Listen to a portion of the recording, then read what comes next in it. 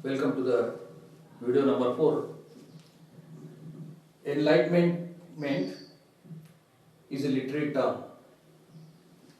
It's an intellectual movement in Western Europe in 17th and 18th century.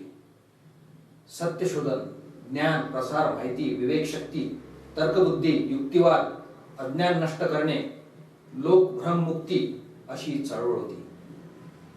एनलाइट म्हणजे to impart more knowledge, to impart more information on a given topic or a subject. एनलाइट धर्म आणि परंपराऐवजी तर्क आणि विज्ञान यांचे महत्व अधिक आहे असे सांगणाऱ्या लेखक, कलाकार, साहित्यिक व वैज्ञानिकांचा 18व्या शतकाचा प्रबोधनाचा कालखंड म्हणजे एनलाइटनमेंट.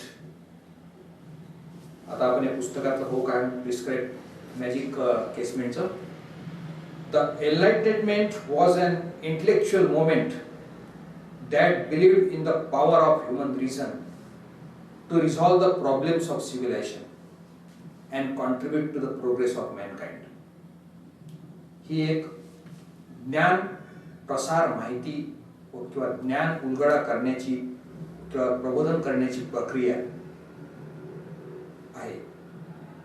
वैज्ञानिक विवेक शक्ती, तर्कबुद्धी किंवा पटवून देणे याबद्दल ही मुवमेंट होती, ज्यामध्ये पॉवर ऑफ ह्युमन रिझन, मानवी तर्क किंवा बुद्धी याची शक्ती, याच्यावर त्यांचा विश्वास होता. या शक्तीने, मानवी बुद्धीने, या तर्काने, या विजडमने, या इंटेलेक्चुअल मुवमेंटने resolve the problems of civilization. जे काही नागरी समस्या आहेत त्या नागरी समस्या सोडवण्याच्या कसं उपयोगात होतील, अज्ञान कसं नष्ट होईल ते या एनलाइटनमेंट मुवमेंट मध्ये केलं गेलं. Contribute to the progress of mankind, आणि संपूर्ण मानवजातीचा विकास. प्रोग्रेस म्हणजे विकास ज्याला म्हणतो. It develop in western Europe during the 17th and 18th centuries and caused tremendous growth and change in the field of science, art, politics, theology and philosophy. प्रत्येक क्षेत्रामध्ये हे एनलाइटनमेंट विचार गेला. कोणत्या क्षेत्रामध्ये? तो क्षेत्र म्हणजे बदल घडवून आला. सायन्समध्ये आला, विज्ञानामध्ये आला, आर्ट म्हणजे कले क्षेत्रात आला, पॉलिटिक्स म्हणजे राजकीय क्षेत्रात आला, थिओलॉजी म्हणजे धर्मशास्त्रामध्ये आला, धार्मिक क्षेत्रात आला, फिलॉसॉफी म्हणजे तत्वज्ञानामध्ये आला. आणि प्रत्येक क्षेत्रामध्ये विकासात्मक, प्रगतिशील असा हा कालखंड होता आणि त्यांनी बदल घडवून आणला. Enlightenment thought consider reason to be a primary source of knowledge. Reason म्हणजे तर्क, वैज्ञानिक गोष्ट तर्कबुद्धीवर अवलंबून आहे. तर्क, सत्यशोधन, तर्क. Consider reason to be a primary source of knowledge. प्राथमिक कोणता स्रोत असेल ज्ञानाचा तर तो म्हणजे आपली स्वतःची बुद्धी, विवेक. And advocated rationality over blind superstitious faith. Rationality म्हणजे तर्कशास्त्र, तोच. योग्य काय, अयोग्य काय, त्याला रॅशनॅलिटी म्हणतात. आपली बुद्धिमत्तेचा वापर करून स्वतः विचार करणे. Over blind superstitious faith. Superstitious म्हणजे अंधश्रद्धा, अंधविश्वास आणि आंधळा अंधविश्वासावर न राहता आपली तर्कशुद्धी बुद्धी वापरून चांगले काय, वाईट काय ते ठरवणे, त्याची ती क्षमता. आउटडेटेड कस्टम्स, जुन्या चालीरीती, जुने प्रथा. And unthinking obedience to authority. Obedience म्हणजे लावून केलेला नमस्कार, राजाला केलेला मुजरा किंवा याच्या वरच्या अधिकाऱ्यांना केलेला नमस्कार आणि हाजी करणे आणि त्यांच्या पायाशी डोळं करणे, होमेज, लोन काढणे. म्हणजे unthinking obedience to authority. Authority म्हणजे कोणाचा वर्चस्व असेल शासकाचा, त्या शासकाशी आपल्या पायाशी लोळून घेणे, याच्या विरुद्ध हे होतं, ही चळवळ होती. It encourage active thinking. Enlightenment याच्यामुळे काय झालं, एकदम ऍक्टिव्ह थिंकिंग म्हणजे विचार, क्रियाशील विचार झाले, लोकांची विचार करण्याची क्षमता क्रियाशील झाली. क्वेश्चनिंग म्हणजे प्रश्न विचारावे लागले लोक, एक्सप्लोरेशन म्हणजे शोध लावू लागले लोक, इन्व्हेस्टिगेशन म्हणजे शोध लावणे, अँड एक्सपेरिमेंटेशन आणि प्रायोगिक तत्वावर लोक प्रयोग करू लागले, प्रयोगशील झाले. The moment believed that an individual can attain freedom and happiness through rational thinking. ही मोमेंट कशाच्यावर आधारित आहे की कोणतीही व्यक्ती तो आपलं स्वातंत्र्य मिळवू शकतो, प्राप्त करू शकतो, आनंद प्राप्त करू शकतो जर त्यानं आपली बुद्धिमत्ता वापरली, तर्कशक्ती वापरली, आपलं विस्डम वापरला, आपली इंटेलेक्च्युअल कॅलिबर वापरलं, तर तो आनंदी राहू शकतो आणि तो मुक्त होऊ शकतो आणि चांगलं जीवन जगू शकतो, आनंदी आनंद जगू शकतो. या तत्वप्रणालीवर हे एनलाइटनमेंट ही मोमेंट आधारित आहे.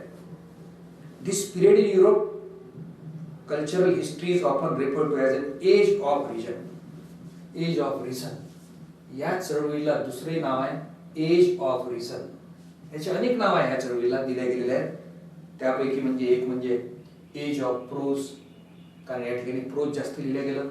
Age of reason, age of good sense, good sense चांगली बुद्धी, बुद्धिमत्ता, अंडरस्टँडिंग, इतरांना समजून घेण्याची क्षमता, correctness, age of elegance.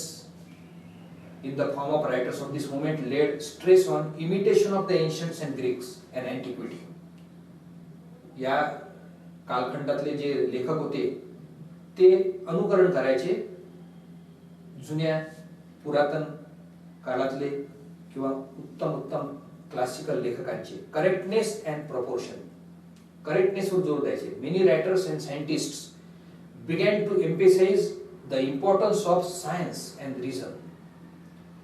अनेक लेखकांनी, अनेक शास्त्रज्ञांनी सायन्सवर जोर महत्व दिलं, रिझनला महत्व दिलं, रॅदर दॅन रिलीजन. धर्माला महत्व दिलेलं नाही या ठिकाणी, म्हणून enlightenment. The 18th century in England is called neo-classical or Augustan age. याला निओ-क्लासिकल एज सुद्धा म्हणतात. ही 18th century आहे, 17वी and 18वी century covering all these periods. Neo-classical or Augustan age, because the leading writers of this period followed the literary principles and literary models of the great Roman and Greek authors of the age of Emperor Augustus. Emperor Augustus, ग्रीकच्या emperor ऑगस्टसच्या कालखंडामध्ये या period मध्ये हे अशा प्रकारचं लिहिलं गेलं लिखाण ते इंग्लंडमध्ये लिहिलं गेलं. Neoclassical age, Augustan age म्हणून प्रसिद्ध आहे. द आयडियाज एक्सपोज्ड म्हणजे सपोर्टेड, अडॉप्टेड, अंगीकारणे by enlightenment thinkers include many principles that we take for granted today and which form the bedrock of modern Western political philosophy, such as separation of religion and government. Religion आणि गव्हर्नमेंटचा विभक्तीकरण, धर्म आणि शासनाचं विलगीकरण ही एक चांगली idea आहे. Religious tolerance, धार्मिक सहिष्णुता, कॉन्स्टिट्यूशनल गव्हर्नमेंट कसं असावं तर कॉन्स्टिट्यूशनल असावं, संविधानिक असावं, अँड इंडिव्हिज्युअल लिबर्टी आणि प्रत्येकाला स्वातंत्र्य असावं. ह्या 4-5 मुद्द्यावर याच्यावर आधारित आहे. ते या खडकावर modern western philosophy, political philosophy आधारित आहे आणि एनलाइटमेंट तेच दर्शवते. Enlightenment thought was championed by many outstanding writers. याचे पुरस्कर्ते होते, हे वापरणारे अनेक साहित्यिक होते, दिग्गज होते. यथायोग्य त्यांनी वापरलं. कोणी वापरलं? Scientist, philosophers. Chief among them are Rene, Descartes, Rousseau, Voltaire, Montesquieu, Denis Diderot in France, Leibniz, Kant in Germany, Francis Bacon, John Locke, William Godwin of England, David Hume, and Adam Smith of Scotland, Benjamin Franklin and Thomas Jefferson in United States, etc., etc. Major works of the Age of Reason include Isaac Newton's Principia Mathematicae,